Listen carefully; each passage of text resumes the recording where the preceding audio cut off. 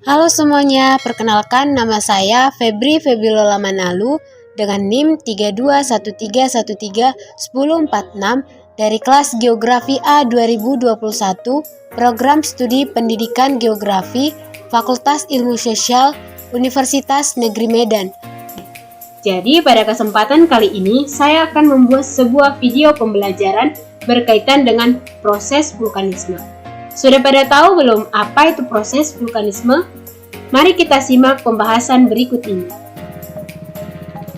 Apa itu proses vulkanisme? Jadi, proses vulkanisme merupakan proses keluarnya magma ke permukaan bumi. Keluarnya magma ke permukaan bumi umumnya melalui retakan batuan, patahan, dan kepundan atau kawah pada gunung api. Jika magma yang berusaha menerobos ke dalam litosfer tetapi tidak mampu mencapai permukaan bumi, maka proses ini disebut dengan intrusi magma. Jika magma yang keluar sampai ke permukaan bumi, maka proses ini disebut dengan ekstrusi magma. Lalu magma yang sudah keluar ke permukaan bumi disebut dengan lava. Berikut ilustrasi gambar proses vulkanisme. Selanjutnya, apa itu intrusi magma? Jadi, intrusi magma merupakan suatu proses penerobosan magma ke dalam litosfer atau permukaan bumi, tetapi tidak mampu mencapai permukaan bumi. Intrusi magma menghasilkan bentukan-bentukan di dapur magma. Adapun bentukan-bentukan di dalam dapur magma yaitu yang pertama, batolit, yakni magma yang membeku di dapur magma. Kedua, lakolit, yakni batuan beku yang berbentuk dari resapan magma dan membeku di antara dua lapisan batuan berbentuk lensa cembung.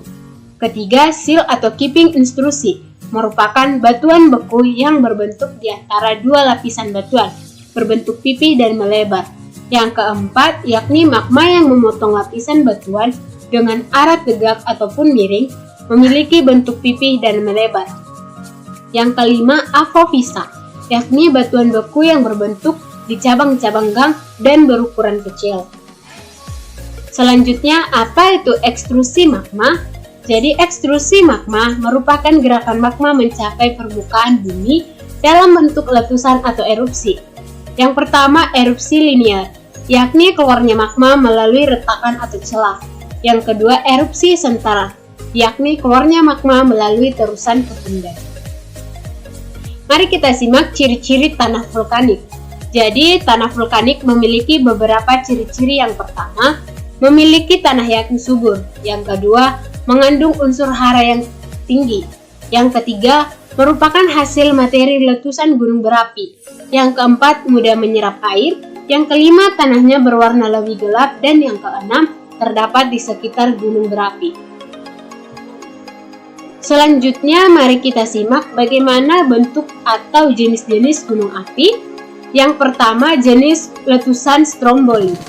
Jenis gunung api ini sangat khas untuk Gunung Stromboli dan beberapa gunung api lainnya yang sedang meningkat kegiatannya. Memiliki magma sangat cair ke arah permukaan. Sering ditemukan letusan pendek yang disertai dengan ledakan. Bahan yang dikeluarkan berupa abu, bom, lapilli, dan setengah padahan dan bongkahan lava. Di Indonesia, contoh gunung api dengan letusan tipe stromboli adalah Gunung Raung di Jawa. Sifat sembulan Gunung Raung menyemburkan lava tipe baraltik, namun terdapat erupsi-erupsi pendek yang bersifat eksplosif menyemburkan batuan-batuan piroklastik tipe bom dan lapilli. Yang kedua, jenis letusan Hawaii. Jenis gunung api ini dicirikan dengan lavanya yang cair dan tipis, dan dalam perkembangannya akan membentuk tipe gunung api perisai. Jenis gunung api ini banyak ditemukan pada gunung api perisai di Hawaii, seperti contohnya di Mauna Loa dan Kilauea. Sedangkan di Indonesia, contoh tipe letusan Hawaii ini adalah pembentukan plato lava di kawasan Dieng, Jawa Tengah. Yang ketiga, jenis letusan Merapi.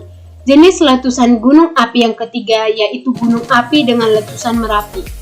Jenis gunung api ini mempunyai ciri yaitu lavanya cair dan kental. Dapur magmanya relatif dangkal dan tekanan gas yang agak rendah. Contoh letusan tipe Merapi di Indonesia adalah Gunung Merapi di Jawa Tengah dengan awan pijarnya yang tertimbun di lerengnya menyebabkan aliran lahar dingin di setiap tahun. Contoh lain adalah Gunung Galunggung di Jawa Barat. Selanjutnya yang keempat, jenis letusan vulkano. Tipe ini mempunyai ciri khas yaitu pembentukan awan debu berbentuk bunga kol karena gas yang ditembakkan ke atas meluas sehingga jauh di atas kawah. Tipe ini mempunyai tekanan gas sedang dan lavanya kurang begitu cair. Di samping mengeluarkan awan debu, tipe ini juga menghasilkan lava. Berdasarkan kekuatan letusannya, tipe ini dibedakan menjadi tipe vulkano kuat, yaitu Gunung Vesuvius dan Gunung Etna, dan tipe vulkano lemah yaitu Gunung Bromo dan Gunung Raung. Peralihan antara kedua tipe ini juga dijumpai di Indonesia, misalnya Gunung Kelut dan Gunung Anak Bromo. Yang kelima, jenis letusan Pele.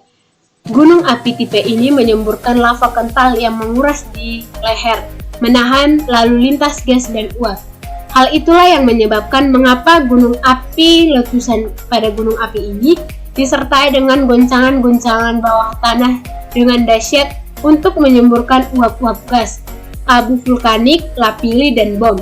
Contoh letusan gunung api tipe Pele di Indonesia adalah Gunung Kelut di Jawa Timur. Selanjutnya jenis gunung api letusan paret tipe Plinian. Letusan gunung api tipe paret dalam mengeluarkan lava cair dengan tekanan gas yang tinggi, kadang-kadang lubang-lubang kepundan tersumbat, yang menyebabkan terkumpulnya gas dan uap di dalam tubuh bumi. Akibatnya sering timbul getaran sebelum terjadinya letusan. Setelah meletus, material-material seperti abu, lapilli, dan bom terlempar dengan dahsyat ke angkasa. Selanjutnya, proses vulkanisme menghasilkan berbagai bentuk muka bumi. Yang pertama, kawah. Kawah merupakan lubang berbentuk mangkuk di puncak gunung api. Dapat kita lihat gambar berikut merupakan gambar kawah. Yang kedua, kaldera. Kaldera merupakan hasil letusan gunung api berbentuk seperti kawah, tetapi memiliki ukuran yang jauh lebih besar dibandingkan kawah. Akibatnya, pada sebuah kaldera dapat terbentuk danau, emisi gas, mata air panas, dan juga gunung api corong kecil. Contohnya ialah Danau Toba. Berikut sumber referensi yang saya gunakan untuk pemaparan materi mengenai proses vulkanisme. Berikut video pembelajaran yang dapat saya sampaikan. Semoga video pembelajaran ini dapat bermanfaat bagi semua kalangan. Terima kasih.